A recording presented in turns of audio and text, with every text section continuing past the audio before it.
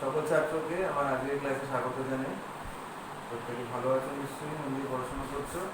তো আমরা আগের ক্লাসে 2019 এর ফার্স্ট প্রি টেস্টের প্রশ্নপত্র সলভ করা শুরু করেছিলাম। তো সেখানে দাগ নাম্বার 4-এর রোমান 9 অবধি আমাদের সলভ করা হয়েছিল। আজকে 4-এর রোমান 10 থেকে আমি এগোবো। 4-এর রোমান 10 কি বলছে? দুটো লম্ববৃত্তাকার চোঙের ব্যাসার্ধের দৈর্ঘ্যের অনুপাত 30:4, তাদের উচ্চতা অনুপাত এত, বক্রতলের ক্ষেত্রফল অনুপাত জানতে চেয়েছে।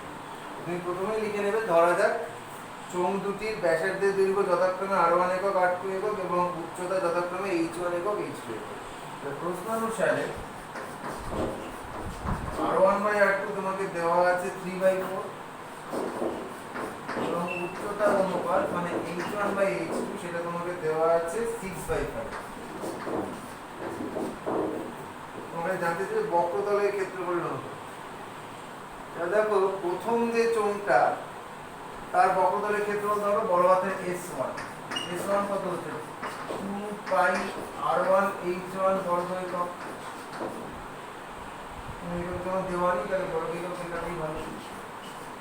এবং দ্বিতীয় চোঙের বক্রতলের ক্ষেত্রফল হচ্ছে 2πr2 h2 বর্গ একক। তোমার কাছে এদের অনুপাত জানতে চেয়েছে, তুমি কি করবে? S1/S2 কি হবে? 2πr1 h1 by 2πr2 h2, 2π কেটে গেল, তাহলে r1/r2 ইনটু h1/h, তাহলে কি হবে? r1/r2 কত? 3/4 ইনটু h1/h2 কত? 6/5। কত হলো? 2 3 6 2 3 4, তাহলে কত হলো? 9/10। এখান থেকে তুমি বলতে পারো S1:S2 হচ্ছে 9:10, তাহলে অর্থাৎ তাদের বক্রতলের ক্ষেত্রফলের অনুপাত 9:10। এটা হয়ে গেল। পরের প্রশ্ন রোমান 11।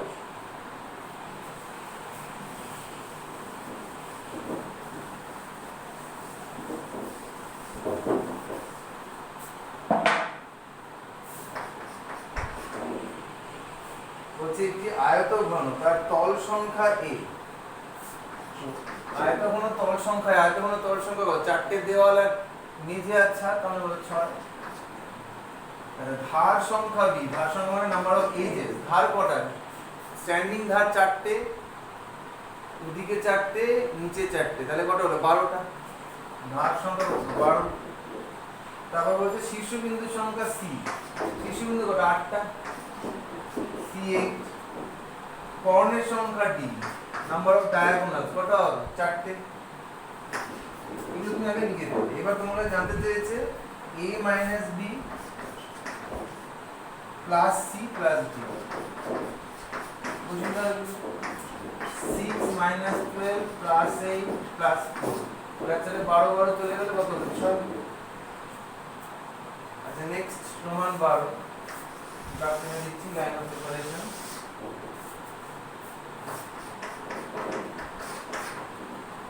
হচ্ছে summation I equals to 1 to 100 yi minus 7, এটা হচ্ছে 832।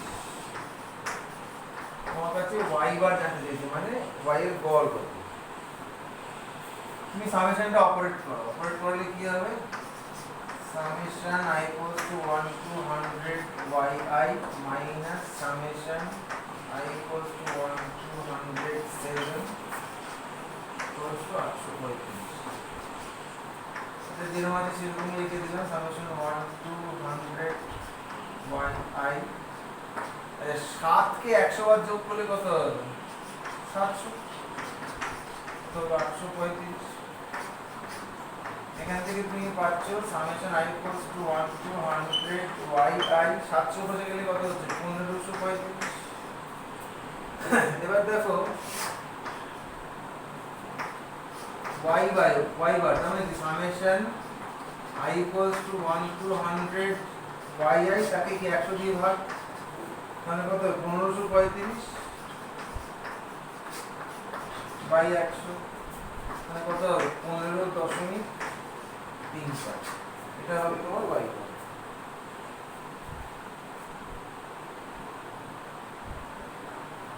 আচ্ছা আমি 835 লিখেছি, এটা 832 আছে।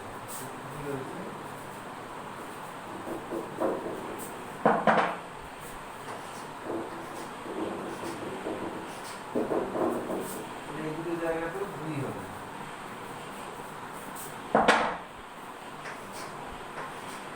15.3। তাহলে আমাদের দাগ নাম্বার 4 অবধি অবজেক্টিভ পার্ট অবধি শেষ হলো। এবার দাগ নাম্বার 5 পাটিগণিত অংশ শুরু করছি।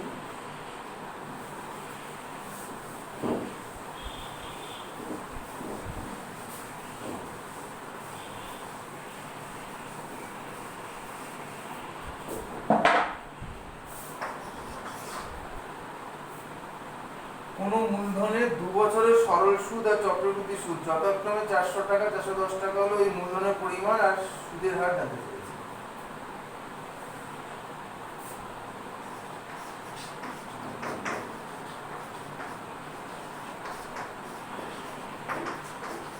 ধরি মূলধনের পরিমাণ x এবং সুদের হার y% বার্ষিক। এবার 2 বছরের সরল সুদ,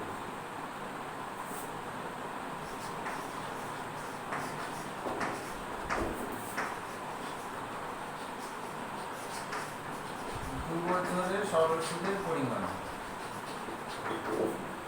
সূত্র না আসল গুণ সময় গুণ সুদের হার। কি হবে রুপি, আসল হচ্ছে আমার সময় 2 বছর, সুদের হার আমি y% ধরছি, আমি y/100, তার মানে রুপি xy/50। 2 বছরের সরল সুদ বেরিয়ে গেল। আর চক্রবৃদ্ধি সুদ লিখতে হবে।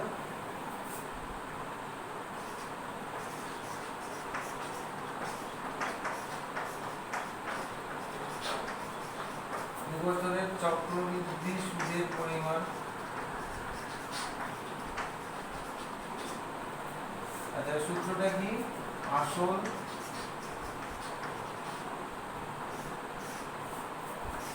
ওয়ান প্লাস পর্ব গুণ সুদের হার হোল টু দ্য পাওয়ার পর্ব সংখ্যা -1। আসল কিন্তু এটা হচ্ছে সবৃদ্ধি মূল, তার থেকে আসল নিয়োগ করলাম, আসলটা কমন নিলাম, ঠিক আছে। মানে যখন কিছু না বলা থাকে পর্বটার সময় 1 বছর ধরে নিতে হয়। আসল এখানে x টাকা, মানে কি হলো রুপিস x 1 প্লাস 1 ইনটু সুদের হার হচ্ছে y/100। আচ্ছা যেহেতু 2 বছর সময়কাল, পর্ব 1 বছর ধরে নিতে হলে পর্ব সংখ্যা কত হবে 2 - 1। আচ্ছা আমি উপরের এইগুলো মুছছি।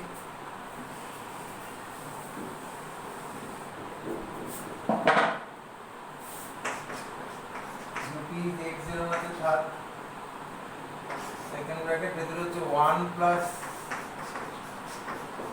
y/100 হোল স্কয়ার মাইনাস 1 কে আমি 1 স্কয়ার লিখছি, ঠিক আছে। তাহলে আমি স্কয়ার মাইনাস বি স্কয়ার প্রয়োগ করব, তাহলে কি হচ্ছে 1 plus y/100 plus 1 plus y/100 minus 1, ঠিক আছে। তাহলে এবার কি দাঁড়ালো, এবারে লিখে দিচ্ছি রুপিস, এটা 1 কেটে গেছে y/100, তাহলে rupees xy/100 into 2 plus y/100, এটা হলো চক্রবৃদ্ধি সুদ, ঠিক আছে। আচ্ছা আমি নিচের এই পার্টটা মুছে দিচ্ছি। এবার প্রশ্নকর্তা বলে দিয়েছেন সরল সুদের পরিমাণ 400 টাকা, চক্রবৃদ্ধি সুদের পরিমাণ 410 টাকা। তো সরল সুদের পরিমাণ যেহেতু 400 টাকা, তাহলে তুমি কি লিখতে পারো, প্রশ্ন অনুসারে xy/50 = 400। এখান থেকে তুমি পেয়ে যাচ্ছে x এর সমান 5 4 20, 20 পরে আবার 3 সেশন 20,000। আর চক্রবৃদ্ধি সুদের পরিমাণ তোমাকে দিয়ে দিয়েছে কত, xy by 100 2 plus y by 100, এটা চক্রবৃদ্ধি সুদের পরিমাণ দিয়ে দিয়েছিল, সেটা সমান সমান তোমাকে দিয়ে দিয়েছে 410। এবার আমি কি করব, xy এর মান হচ্ছে 20000, তাহলে xy বাই 100 মানে কত, 200, সেটা বসিয়ে দিলাম। 200 ইনটু 2 প্লাস y বাই 100 সমান সমান 410, এখানে লিখে দিও 1 থেকে। এবার 200 দিয়ে পাশে ভাগ করে দিচ্ছি, উপরের এগুলো মুছছি।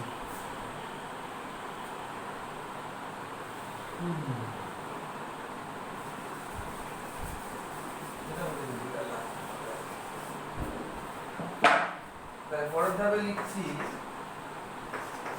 শুধু ক্যালকুলেশনটা খেয়াল করে আমি কি করে করছি, এগুলোর ক্যালকুলেশন কিন্তু ঠিকভাবে না করতে পারলে খুব বড় হয়ে যায় এবং সময় নষ্ট হয়, ঠিক আছে। আচ্ছা 200 দিয়ে দিকে ভাগ করলে কত হচ্ছে, 410 বাই 200, একটা শূন্য কেটে গেলে 41 বাই 2, দুইটা পাশে নিয়ে চলে যাবো, তাহলে y বাই 100 সমান সমান কি হলো, 41 বাই 20 মাইনাস 2, তাহলে বিয়োগ করে দেখো 1 বাই 20 হচ্ছে, 40, তাহলে y বাই 100 যদি 1 বাই 20 হয়, তাহলে এখান থেকে y সমান সমান কি লিখতে পারবো, 100 বাই 20 মানে কি 5, তাহলে y এর মান 5 পেয়ে গেলাম। এবার তো এই যে x এর সমান 20 এর যে সম্পর্কটা আছে, এখানে যদি আমি y এর মানটা বসিয়ে দিই, তাহলে আমি x এর মান পেয়ে যাব। তাহলে এখন 1 নং সম্পর্ক থেকে y এর মান বসিয়ে পাই, কি পাই, 5x সমান সমান 20000, অর্থাৎ x সমান সমান কি হলো, 4000। তাহলে আমি কি লিখবো, অতএব আসলের পরিমাণ 4000 টাকা এবং বার্ষিক সুদের হার হচ্ছে কি 5%, ঠিক আছে, হয়ে গেল এটা। যে 5 এর প্রমাণ করব,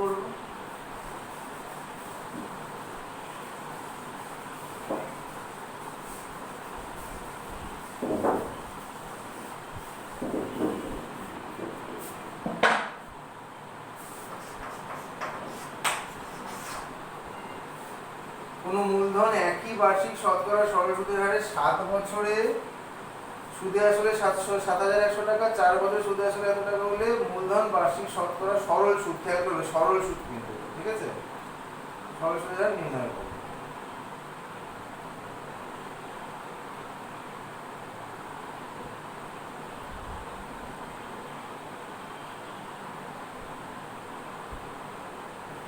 সাত বছরে সুদে আসলে এত, 4 বছরে সুদে আসলে এত। দেখো সরল সুদের ক্ষেত্রে আসলটা অপরিবর্তিত থাকে, তুমি এইভাবে লিখতে পারো, প্রশ্নানুসারে আসল প্লাস 7 বছরের সুদ সমান সমান রুপিস 7100। তার নিচে লিখো আসল প্লাস 4 বছরের সুদ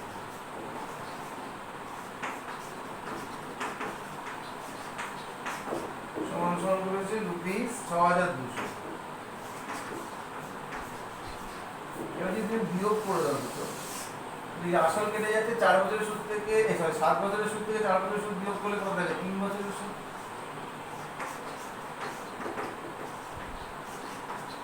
এখানে বিয়োগ করে কথাটা লিখে দিই, বিয়োগ করে পাই 3 বছরের সুদ কত হচ্ছে, এখানে 900 টাকা। এখান থেকে অতএব 1 বছরের সুদ কত, রুপিস 300 টাকা। এবার তুমি কোনটা বার করতে চাইবে, 4 বছর না 7 বছর? ধরো আমি 4 বছর যদি বার করতে চাই, তাহলে আমি 4 বছরের সুদ বার করতে চাই। 4 বছরের সুদ কত হলো, রুপিস 1200 টাকা। এবার দেখো আমার আসল প্লাস 4 বছরের সুদ হচ্ছে 6200, তাহলে অতএব আসল আমি কি বলতে পারি, অতএব আসল হচ্ছে কি রুপিস 6200, তাতে 4 বছরের সুদ 1200 বাদ দিয়ে দাও, তাহলে কি থাকবে, রুপিস 5000। আসল বেরিয়ে গেল। আর চাওয়া হচ্ছে সুদের হার। দেখো 5000 টাকার 1 বছরের সুদ হচ্ছে 300 টাকা, এখান থেকে সুদের হার পেয়ে যাবো। তো সেই কথাটা লিখো, আমি এখানে লিখছি,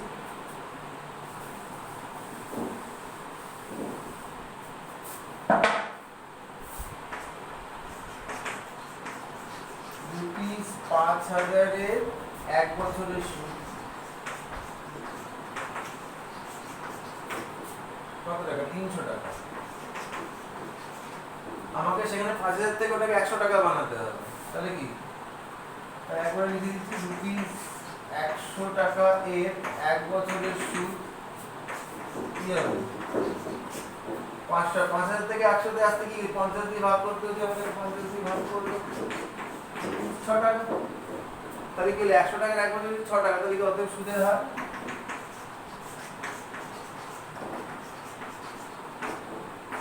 6% পার অ্যানাম, মানে বার্ষিক। ঠিক আছে, হয়ে গেল। এবারে চলে যাচ্ছি সমাধান, দাগ নম্বর 6।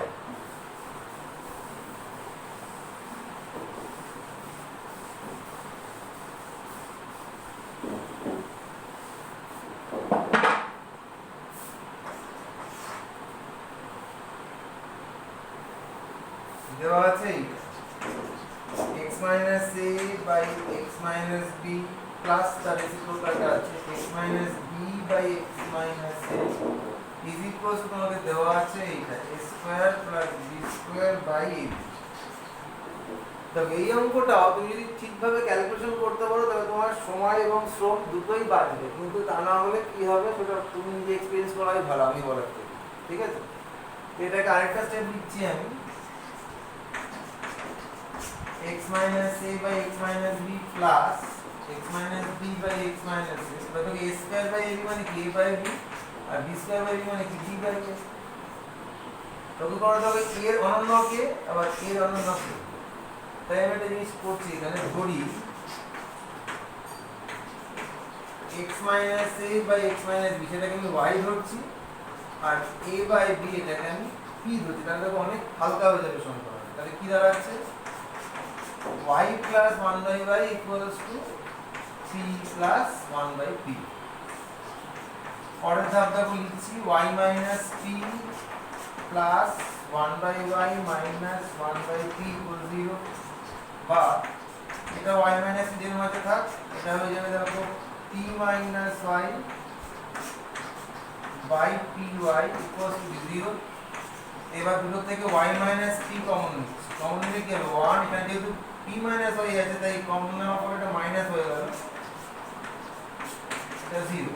এবার দুটো বাস্তব রাশির গুণফল শূন্য হলে কি হবে, অন্তত একটা শূন্য হবে। তাহলে এবার কি লিখব, that implies y minus p equals 0 অথবা 1 minus py equals 0। তাহলে এখান থেকে আমি পেয়ে যাব y equals to p অথবা y equals to 1 by p। দেখো 1 by py সমান 1, তাহলে কি 1 by y সমান কি, তাহলে y সমান কি 1 by p। তাহলে দুটো সমাধান হলো y equals to p অথবা y equals to 1 by p। এবার এখানে চলে যাব, যখন y সমান p, that is y কত x minus a by x minus b, R p মানে কি, p মানে a by b। তোমাদের যে পছন্দ হবে জানি পছন্দ করে দেওয়াটাই, তা আমি ওটা পছন্দ করছি না, দুই থেকে 1 বিয়োগ করছি। বা তুমি বলতে পারো যে ডিভিডেন্ড প্রসেস মানে ভাগ প্রক্রিয়া করি। তাহলে কি হচ্ছে x minus a minus x plus b, তাহলে উপরে হয়ে গেল b minus a তাহলে x minus b, এখানে হয়ে যাবে a minus b by b। ব্র্যাকেটে অবশ্যই লিখবে ভাগ প্রক্রিয়া। এবার এটাকে উল্টে দেবো, মানে ব্যস্ত প্রক্রিয়া করবো x minus b, আচ্ছা b minus এটা কেটে দাও, এত উল্টানোর দরকার নেই। b not equal to a এই কন্ডিশনে আমি b minus a দিয়ে ভাগ করি, তাহলে কি হলো 1 by x minus b equals to minus 1 by b। অবশ্যই লিখতে হবে a not equal to b। ব্যাস, এখান থেকে আমি কি লিখতে পারছি x minus b equals to minus b, x minus b equals to minus b, তাহলে x equals to কত হলো 0। একটা বীজ পেয়ে গেলাম 0, আরেকটা বীজ আমি এই পাশে মুছে করছি।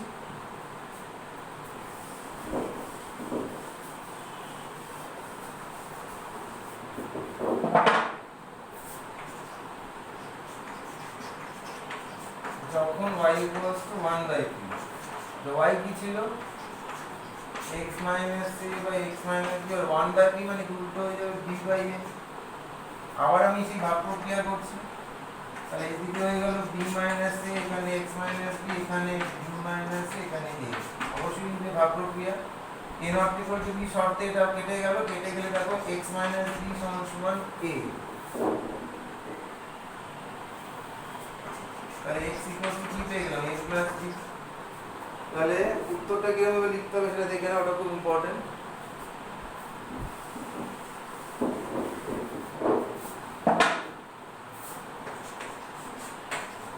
উত্তর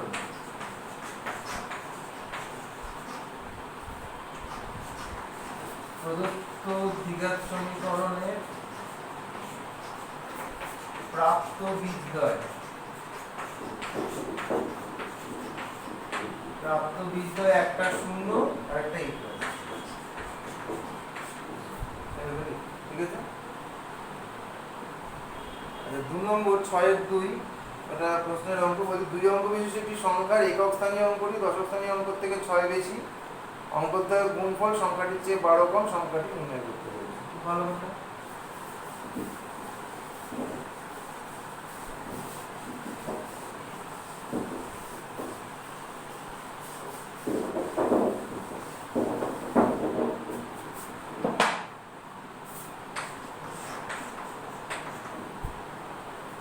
দুই অঙ্ক বিশিষ্ট সংখ্যার একক স্থানীয় অঙ্কটি দশক স্থানীয় অঙ্কটি থেকে 6 বেশি।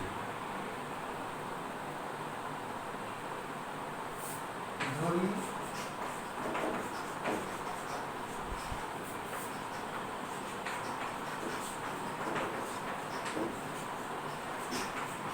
দশক স্থানীয় অঙ্কটি x, তাহলে অতএব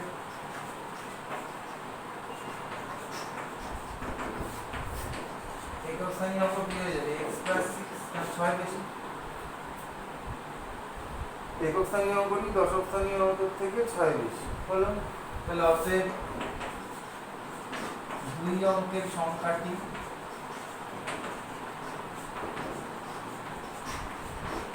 কি হবে, 10x প্লাস x প্লাস 6, তাহলে কত হবে 11x প্লাস 6। অঙ্কদ্বয়ের গুণফল সংখ্যাটির থেকে 12 কম। তাহলে এবার প্রশ্নানুসারে প্রাপ্ত সমীকরণ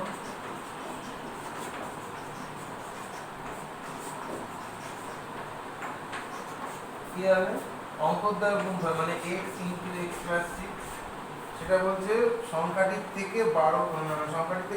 সংখ্যাটি কত, 11x প্লাস 6, তার থেকে 12 কম মানে পরের ধাপে কি হচ্ছে, x square plus 6x equal to 11x minus 6। পরের ধাপে তুমি লিখতে পারো x square minus 5x plus 6 equal to, বা এটাকে তুমি লিখতে পারো x minus 2 into x minus 3 equal to 0। তাহলে হবে x ইকুয়াল টু 2,3। এবার সংখ্যা দুটো জানতে চেয়েছে, সংখ্যাটি জানতে চেয়েছে, তাহলে কি লিখবো, যখন x ইকুয়াল টু 2 তখন সংখ্যাটি এখানে বসিয়ে দেবো 11 ইনটু 2 প্লাস 6 মানে কত, 28। চেক করো 28 যদি হয় দেখো একক স্থানীয় অঙ্ক 8, দশক স্থানীয় 2 6 বেশি, আর সংখ্যা দুটোর গুণফল কত, 8 দুগুণে 16, 16 দেখো 28 এর থেকে 12 কম, মিলল। আরেকটা সম্ভাবনা রয়েছে, সেটা হচ্ছে যখন x ইকুয়াল টু 3 তখন সংখ্যাটি, এখানে বসো 11 গুণ 3 প্লাস 6 মানে 39। আবার চেক করো, ঠিক আছে দেখো একক স্থানীয় অঙ্ক 9, 3 এর থেকে 6 বেশি, মিলল। গুণফল কত, 27, 27 দেখো 39 এর থেকে 12 কম। তাহলে আমার উত্তর কি লিখবো, অর্থাৎ সম্ভাব্য সংখ্যাদ্বয় 28 এবং 39। ধাপ নম্বর 6 হয়ে গেল।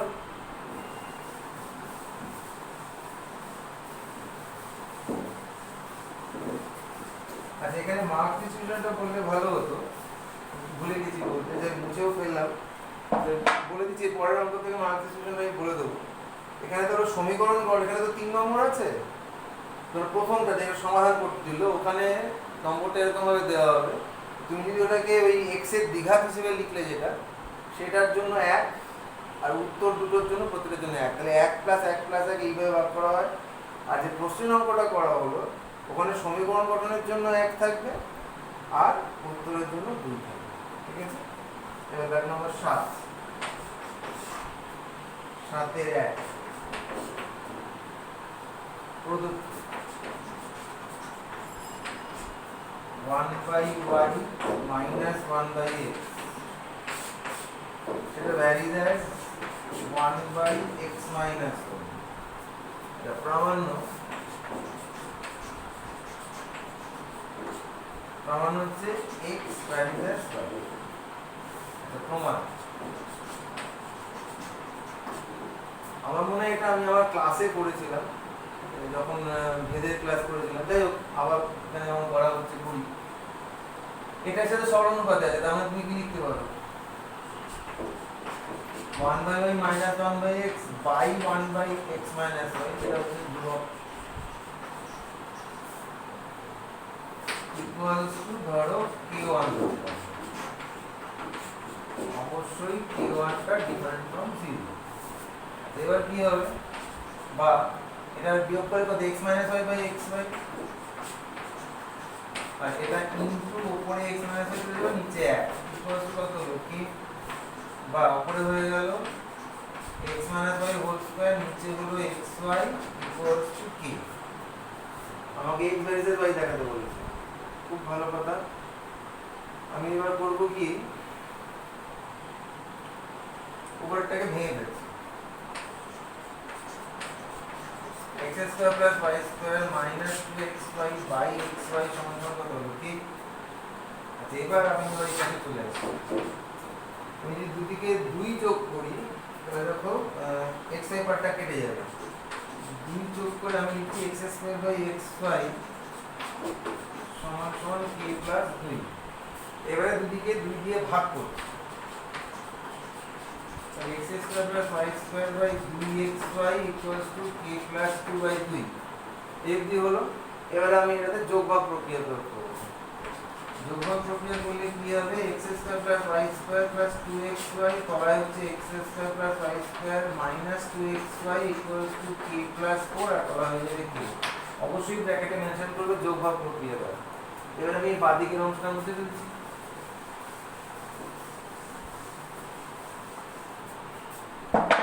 আচ্ছা, লবে কি দাঁড়ালো, লবে দাঁড়ালো x প্লাস y এর হোল স্কয়ার, হরে দাঁড়ালো x মাইনাস y এর হোল স্কয়ার, এখানে দাঁড়ালো k প্লাস 4, এখানে দাঁড়ালো k।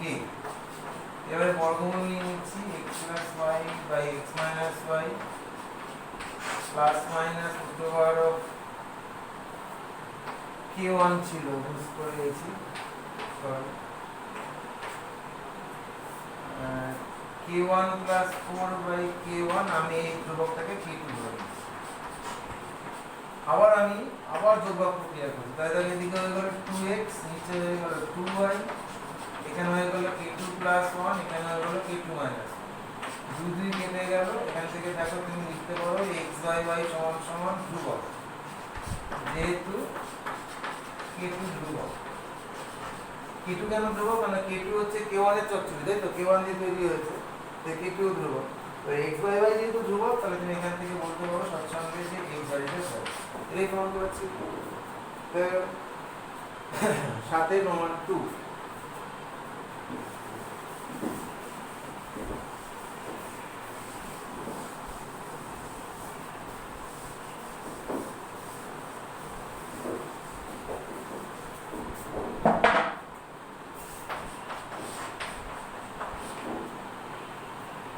প্রদত্ত 3x minus 4y varies as root over xy, প্রামাণ্য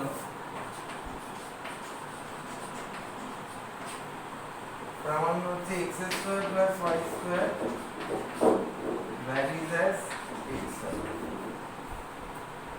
প্রমাণ। এরকম অঙ্ক আমি করিয়েছি আমার ক্লাসে, ভালো আছে। আবার আমরা এখানে করছি।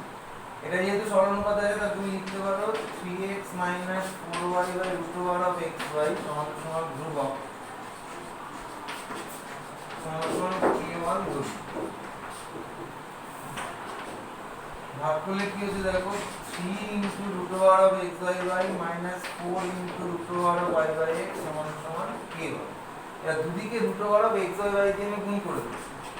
গুণ করলে কি হবে 3 into root over x by whole square minus 4 মানে k1 into root over of x by y। ব্র্যাকেটে কিন্তু অবশ্যই মেনশন করবে উভয় পক্ষকে root over of x by y দিয়ে গুণ করে।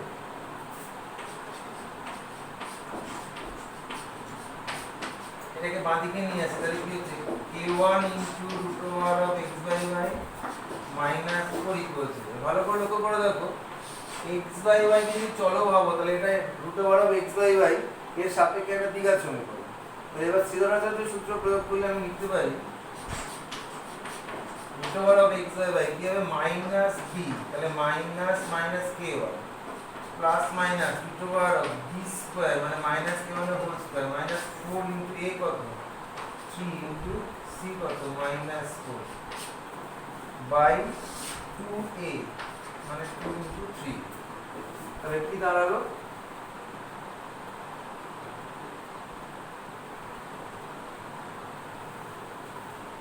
উপরেটা মুছছি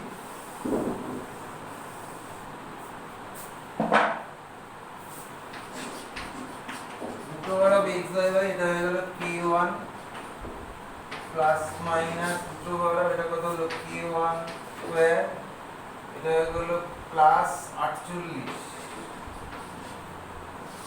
বাই 6। দেখো k1 ধ্রুবক ছিল তাহলে এটাও ধ্রুবক। এবার root over x by y থেকে যদি আমি x by y এ যেতে চাই তাহলে আমি বর্গ করে দিতে দিই আর ধ্রুবকের বর্গ ধ্রুবক হয় তাই তো। তাহলে আমি কি লিখব x by y সমান সমান k1 plus minus root over of k1 square plus 48 by 6 তার স্কয়ার ইকুয়ালস টু ধ্রুবক। তাহলে কি হবে x by y না এখন প্রমাণিত হয়নি স্যার এটা প্রমাণ করতে হবে। তার কাজ করি এই ধ্রুবক এটাকে আমি k2 ধরে নিচ্ছি k2 not equal to 0 তাহলে এখান থেকে পেয়ে যাচ্ছি x equals to k2y। এবার আমি এই ভাগফলটা নির্ণয় করব লিখব এখন x square plus y square by x square x square মানে কি k2y তার whole square plus y square by x এর মান কত k2y into y। তো উপর থেকে দেখো y স্কয়ার কমন গেলে ভেতরে কি থাকে k2 স্কয়ার প্লাস 1 নিচে দেখো একটা y স্কয়ার হচ্ছে y square into k2 y স্কয়ারটা কেটে গেল তাহলে কি হলো উপরে k2 স্কয়ার প্লাস 1 তলায় k2 ইকুয়াল টু ধ্রুবক।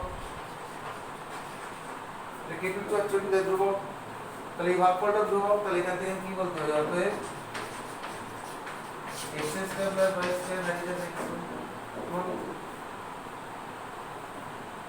দাগ নাম্বার 7 শেষ হয়ে গেল। দাগ number 8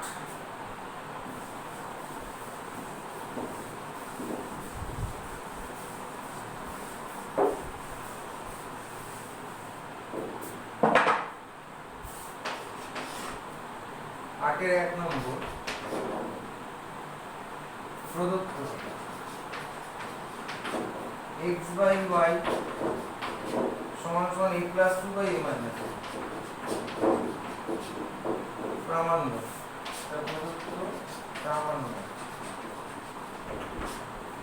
x square minus y square by x square plus y square equals হচ্ছে 4a by a square plus 4 প্রমাণ।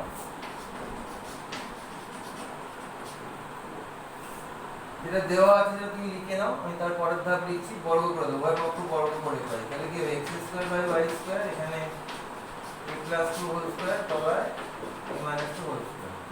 এবারে যোগফল প্রক্রিয়া করব তাহলে x square plus y square নিচে x square minus y square এখানে a plus 2 whole square plus a minus 2 whole square নিচে a plus 2 whole square minus a minus 2 whole square ব্র্যাকেটে অবশ্যই লিখতে হবে যোগফল প্রক্রিয়া দ্বারা।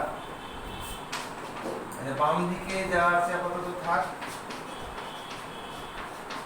ডান দিকে কি হলো উপরে হচ্ছে 2 ইনটু a স্কয়ার প্লাস 4 কারণ 2 into a square plus b square হয়, আর নিচে হচ্ছে 4 ইনটু a ইনটু 2 ক্যান্সেল হয়ে গেল। এবার যদি ইনভার্টেন্ট মানে ব্যস্ত প্রক্রিয়া করি তাহলে দেখো আমার প্রমাণ বিষয়টা চলে আসে। তাহলে কি হচ্ছে x square minus y square by x square plus y square, সেটা হয়ে যাবে 4a by a square plus 4।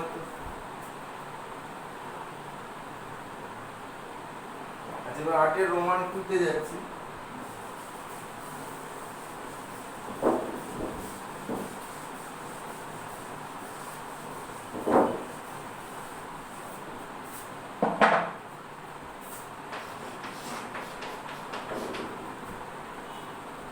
প্রদত্ত a plus b minus c by a plus b equals to b plus c minus a by b plus c is equals to c plus a minus b by c plus a। আর একটা জিনিস বলে দেওয়া আছে যে a plus b plus c এই যোগফলটা শূন্য থেকে পৃথক, এটাও আমার ক্লাসে পড়ানো আছে। দেখুন প্রমাণ প্রামাণ্য, প্রামাণ্য হচ্ছে a b c তিনজনের সমান, a equal to b equal to c। আচ্ছা, প্রমাণ প্রথমে যেটা দেওয়া আছে এটা লিখবে, লেখার পর প্রত্যেক অনুপাত থেকে 1 বিয়োগ করে পাই। তার মানে a plus b minus c by a plus b minus x, b plus c minus c by b plus c minus x, c plus c minus b by c plus c minus x। এর বিয়োগটা করলে কি হবে, minus a minus a b টা কেটে যাবে, তাহলে কি minus c by a plus b, এখানে থাকবে minus a by b plus c, এখানে থাকবে minus b by c plus। এবার প্রত্যেককে মাইনাস 1 দিয়ে গুণ করে দাও, গুণ করে দিলে কি হবে, c by a plus b, a by b plus c, b by c plus। এবার আবার ইনভার্টেন্ট করব মানে ব্যস্ত প্রক্রিয়া, তাহলে কি হবে a plus b by c, b plus c by a, c plus a by b। এবার আবার সবার সাথে 1 যোগ করব। আমি সেটা আলাদা স্টেপে দেখাচ্ছি না, মানে প্রত্যেকের সাথে প্লাস 1 যোগ করছি, জায়গাও নেই। তো যোগ করে আমি দেখো এটা পাচ্ছি a plus b plus c by c, a plus b plus c by a, এখানে হবে a plus b plus c by b। এবার তোমাদের বলে দিয়েছে সূত্রকর্তা যে a plus b plus c শূন্য নয়, তাহলে প্রত্যেককে a plus b plus c দিয়ে ভাগ করে দাও। ভাগ করে দিলে দেখো তুমি এটা পাবে 1 by c equals to 1 by a equals to 1 by b। এবার আবার ব্যস্ত প্রক্রিয়া করো, তাহলে কি c equals to a equals to b, তাহলে সাজিয়ে দিলে কি হয় a equals to b equals to c। সমানিত 8 এর দুটো হয়ে গেল। দাগ নাম্বার 9 উপপাদ্য প্রশ্ন। তো উপপাদ্য তোমাদের করিয়ে দেওয়া হয়েছে, ওটা আমি এখানে আর করব না, একই জিনিস। অর্ধবৃত্তস্থ কোণ সমকোণ আর বৃত্তস্থ চতুর্ভুজ বিপরীত কোণ সম্পূরক, এইগুলো তোমরা করে নিতে পারবে। আচ্ছা, রাইডার দাগ নাম্বার 10, কেন্দ্র থেকে সমুদ্রবর্তী জ্যাগুলি দৈর্ঘ্য সমান। সমুদ্রবর্তী জ্যাগুলি দৈর্ঘ্য সমান এটা করানো হয়েছে তখন, তো আমি এখন ছোট্ট করে একটু বলে জাস্ট বুঝিয়ে দেবো। এখানেও তো সব তখন লেখানো হয়েছে।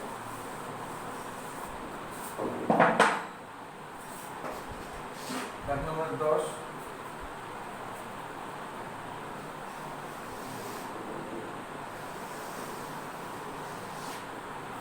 এই কেন্দ্র বলছে সমুদ্রবর্তী জ্যাগুলি দৈর্ঘ্য সমান। কেন্দ্র ইডি একটা জ্যা, সিডি একটা জ্যা, এটা বলছে কেন্দ্র থেকে সমুদ্রবর্তী। এটা ধরো লম্বটা OM, এই লম্বটা ধরো ON, তোমাকে বলে দিয়েছে OM equals to ON। এই অবস্থায় তোমাকে প্রমাণ করতে দেবে, বলেছে AB equals C। তুমি কি করছো, তুমি OB যুক্ত করে দিলে, OD যুক্ত করে দিলে। তো দেখো ত্রিভুজ OMB এবং ত্রিভুজ ONB, এদের মধ্যে তুমি তুলনা করো, তাহলে 1 নম্বর পয়েন্ট তুমি পাবে কোণ OMB সমান কোণ ONB, প্রত্যেকে সমকোণ। 2 নম্বর পাবে অতিভুজ OB সমান সমান, এখানে কিন্তু অতিভুজ লিখতেই হবে, ওই জন্য আমি আবার কষ্ট করে লিখছি OB ইকুয়াল OB, যুক্তি কি একই বৃত্তের ব্যাসার্ধ। আর 3 নম্বর পয়েন্ট তোমাকে বলে দিচ্ছি OM ইকুয়ালস টু OM প্রদত্ত। এই তিনটে তথ্যের উপর তুমি বলতে পারো ত্রিভুজ OMB সর্বসম ত্রিভুজ OMB কোন শর্তে এটা হলো RHS সর্বসমতা থেকে। যেই মুহূর্তে সর্বসম হয়ে গেল তুমি এবার দাবি করতে পারো BM ইকুয়ালস টু BM সর্বসম ত্রিভুজ অনুরূপ দৈর্ঘ্যের সমান। এবার দেখো BM মানে কি হাফ অফ AB, কেন? কারণ কেন্দ্র থেকে ব্যাস না এরকম জ্যার উপর লম্ব অঙ্কন করলে সেই লম্ব জ্যাকে সমদ্বিখণ্ডিত করে, এই অবশ্যই AB মধ্যবিন্দু, তাহলে BM এর জায়গায় তুমি লিখতে পারো হাফ AB। একই রকম ভাবে DN এর জায়গায় তুমি লিখতে পারো হাফ CD, দুপাশ থেকে হাফ বাতিল হয়ে গেল, তুমি পেয়ে গেলে AB ইকুয়াল CD। এখন সমদ্বিবর্তী জ্যা দুই দিকেই সমান, এটা প্রমাণ হয়ে গেল। তারপর একটা বলছে প্রমাণ করো অর্ধবৃত্ত অপেক্ষা ক্ষুদ্রতর বৃত্তাংশস্থ কোণ স্থূলকোণ। 10 এর রোমান 2।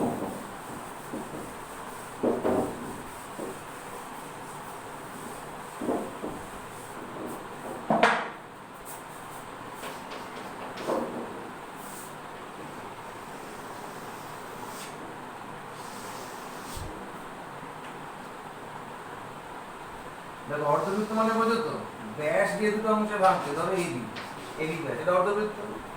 এবার বলছে যে অর্ধবৃত্ত অপেক্ষা ক্ষুদ্রতর, তাহলে মাঝামাঝি ক্ষুদ্রতর বৃত্তাংশস্থ কোণ। বৃত্তাংশ কি করে তৈরি হয়? কোনো জ্যা দিয়ে তৈরি হয়, ধরো এটা CD জ্যা নিলাম,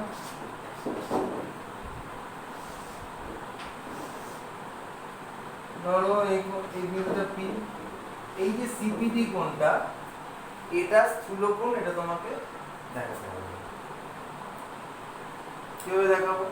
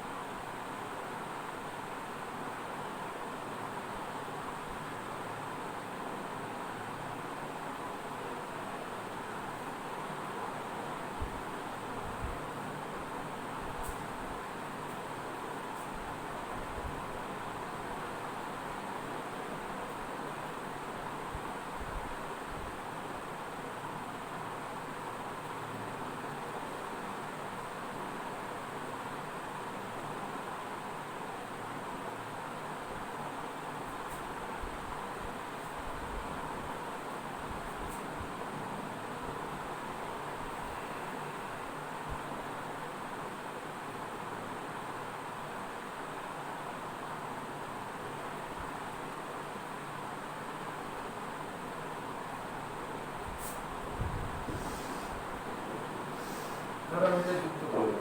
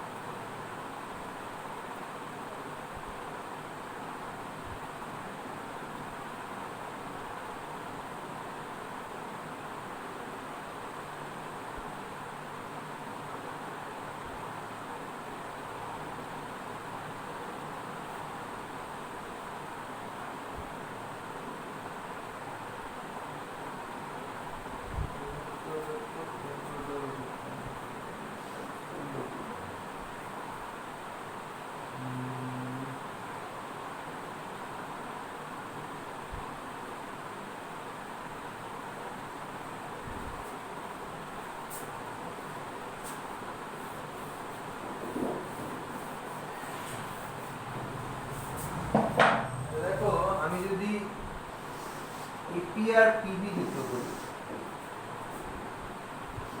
তাহলে এই কোণটা সমকোণ হবে, কারণ অর্ধবৃত্তস্থ কোণ সমকোণ। এবার কোণ সিপিডি, সিপিডি হচ্ছে কোণ সিপিএ প্লাস কোণ এপিবি প্লাস কোণ পিপিবি। এবার দেখো এপিবি এই কোণটা সমকোণ প্লাস সিপিএ প্লাস ডিপিবি, ঠিক আছে? তাহলে এদের তো কিছু মান থাকবে, 90 ডিগ্রি প্লাস সেটা, তার মানে এখান থেকে তুমি কি বলতে পারো সিপিডি সিপিডি সেটা কি গ্রেটার দ্যান 90 ডিগ্রি, তাহলে অতএব সিপিডি আপাতত আমার এটা মনে হলো, আমি এটা করিয়ে রাখলাম, আমি পরের ক্লাসে এটা যদি বইয়ে অন্য কিছু থাকে আমি সেটা পরের ক্লাসে বলে দেবো, ঠিক আছে?